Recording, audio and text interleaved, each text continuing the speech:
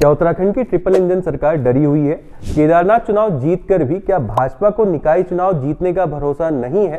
निकाय चुनाव लटकाने के लिए भाजपा तरह तरह के हथकंडे क्यों अपना रही है? क्या ये पार्टी की आपसी गुटबाजी का नतीजा है?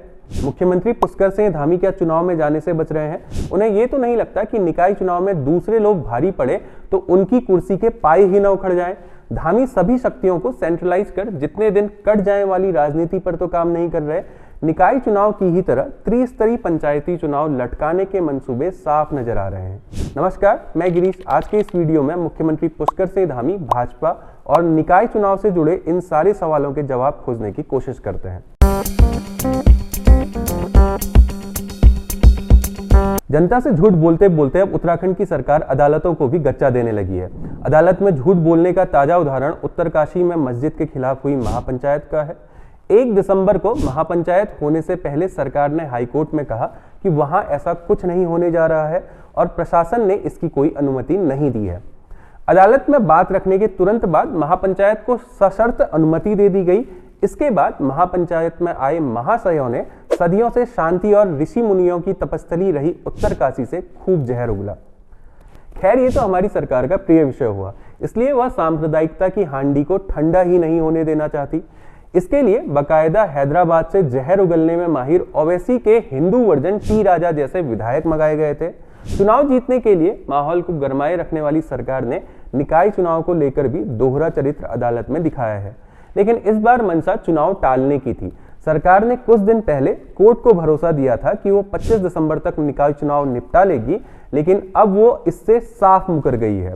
हालांकि पार्टी के तौर पर यह दिखाने की कोशिश की जा रही है कि वो चुनाव चाहती है, लेकिन हकीकत इससे बिल्कुल अलग है। ऐसा करके अक्सर जनता को ठगने वाली सरकार अब अपने जिला स्तरीय नेताओं से भी धोखा कर रही है।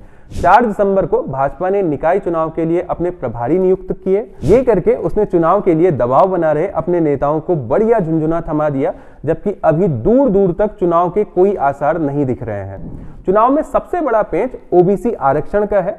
सरकार ने इस मामले को जानबूझकर 2 जगह फंसा दिया है। सरकार बहादुर चाहती तो सीधे 102 नगर निकायों में आरक्षण लागू कर चुनाव में कूद सकती थी, लेकिन मामले को प्रवर समिति को भेजकर उलझा दिया गया। दूसरा मामला राज्यपाल के पास फंस गया है। सरकार ने कैबिनेट से मंजूरी के बाद ओबीसी आरक्षण में बदलाव संबंधी और मलिन बस्ती से जुड़ा अध्यादेश राजभवन भेजा था।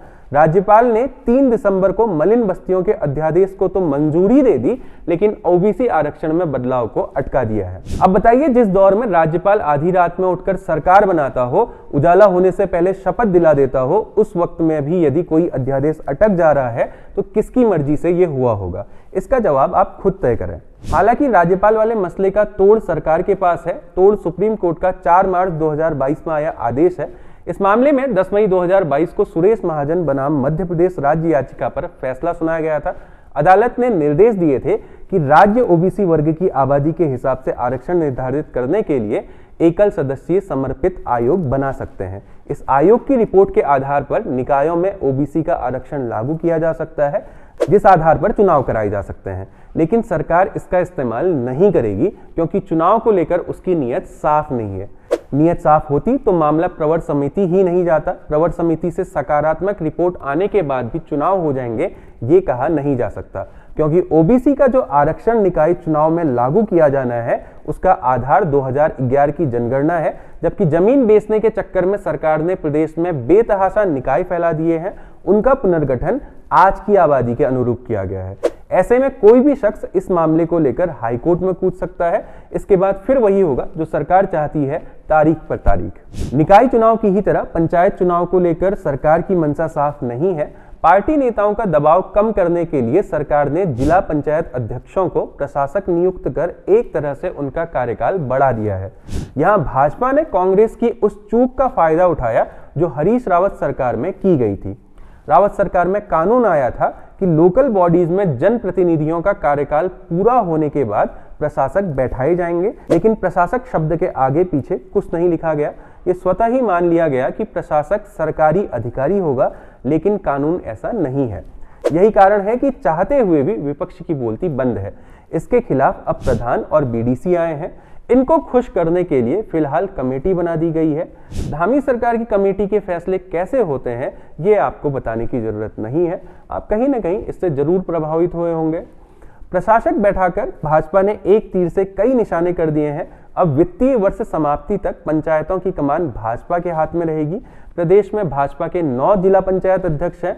ब्लॉक आदि जगहों पर भी भाजपा का बड़ा कब्जा है। एक मोटा अनुमान लगाएं तो प्रदेश में मार्च तक पंचायत ब्लॉकों द्वारा करीब 400 करोड़ रुपए का भुगतान होगा।